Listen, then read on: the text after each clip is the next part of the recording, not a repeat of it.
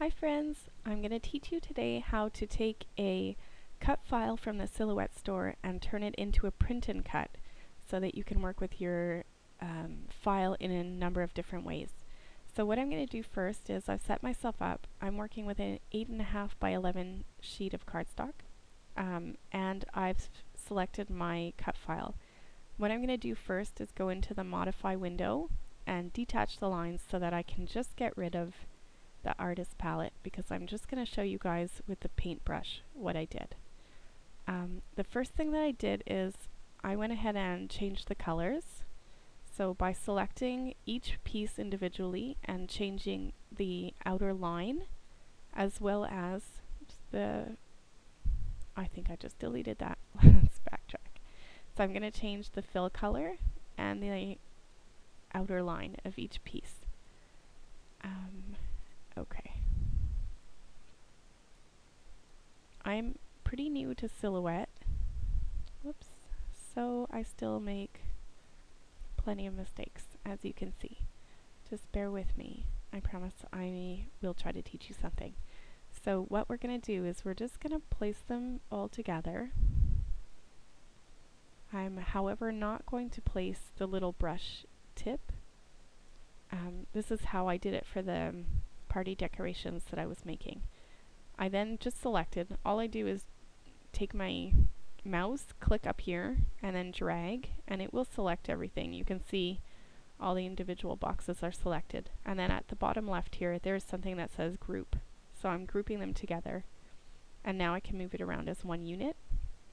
I'm then going to just make I'll show you how I can make one other paintbrush, but I made, I think, about 6 different colored nibs. So what we're going to do is we're going to change this nib to a green color. And just like that, we can fit them in. We'll move this off so it doesn't get dragged into our grouping, but we're going to just group them together now. And now we've created one paintbrush for our print and cut purposes, and here I will try to fit you in. They're not perfect, but I think you'll get the idea. We'll group you together and be able to resize them to however we want. For them to be print and cuts, the first thing I do is go into this registration marks tab and show my registration marks, because you don't want to place anything right at the edge. It won't print up there, or it doesn't read it, so you have to do that. I'll just make it really big. So what we want to make sure to do first is go to these scissors and select no cut. I don't want it to cut anything. What I need it to do, I need to select my trace area. So I'm going to trace this paintbrush. But if I were to do, if I were to select trace outer edge as is, it would give me all of these cut lines, which is basically what I'm trying to avoid. I want it to print as a single unit. So I'm going to select my trace area again. And I just play around with the high pass filters. I'm trying to get everything colored in. I don't think that does anything. I think I did this. Whoops, too much. So I'm going to just play around with these little knobs until I get the area pretty much filled in. Perfect. So now if I trace the outer edge, it will give me an outer edge cut line. You can see that by going into your scissors. So now it's printing, it will cut just the outer edge. You can cut it like that, or you can do an extra step that I did was to go into the offset window. I clicked on offset. I don't want the white border around to be so big, so I did narrow it down quite a bit. And then I clicked on the inside frame and deleted that. So now I have a paintbrush that will just I can send it to the printer and I can have it then cut around on that line. What I would do before doing anything is group those together so that you can resize them to multiple sizes, whatever you need for your project. So putting that away, I'm just going to show you one other thing that you can do. Let's say that you would like to make art party decorations and you would like to create some very simple dessert labels or something, or water bottle labels. So here's, I just chose a frame. Then what I'm going to do is offset that frame. It's giving me rounded corners, which, to be honest, oops, let's do that again. Let's offset it. We have to select it first. Okay, let's offset it. Let's just narrow that down a bit and get them to give me some nice bold corners, because that's what I want. Okay, perfect. I'm going to go over here. I'm going to tell it not to cut that, because I'm trying to create also a print and cut dessert label. I'm going to just beef up my line. I want it to be nice and thick. We can leave it red, that's okay. Okay, and then what I'm going to do is grab my paintbrush.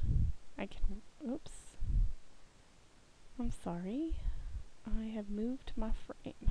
Okay, so I will just rotate my paintbrush to where it's pretty straight and just start resizing it so that it will fit inside my frame how I would like.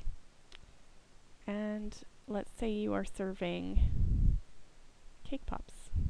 So I would go ahead and write cake pops. What you will have to do is make sure it won't cut those. Oh, and you see all of that is cutting also, so we don't want it to cut that. It's a good way to check what is actually cutting and what's not. So you can see right now that it's just going to be cutting the outer edge. That edge is pretty dark, but only because it's a thick red line that I gave it. Okay, so the cake pops. We can create some, I don't know, blue writing? Just for now, let's do that. And we can resize that. Okay. Now, you have perfectly nice little dessert labels. What I would do if I was going to fill a whole page with them to be a bit more efficient is to go ahead and group this part, because I know I want to keep this the same for all of my labels. So go ahead and group those together. And there is a button here that you can just select and fill the page. Perfect. It's giving me 4, but I don't want it to do that. It's going to be too hard to rotate. Okay, let's just do this the old-fashioned way for now. 1, 2, 3. Okay, it won't quite fit, but you guys will get the idea. Oh yeah, it will fit. We'll make it fit. Okay. So then I can take my cake pops up here, and what I can do is just copy and paste that, and maybe change the word cake pops to candy. Who doesn't like candy at a party? What else would you have at a party? Oh, for crying out loud. Now I'm on the spot and I can't think of anything. How about drinks?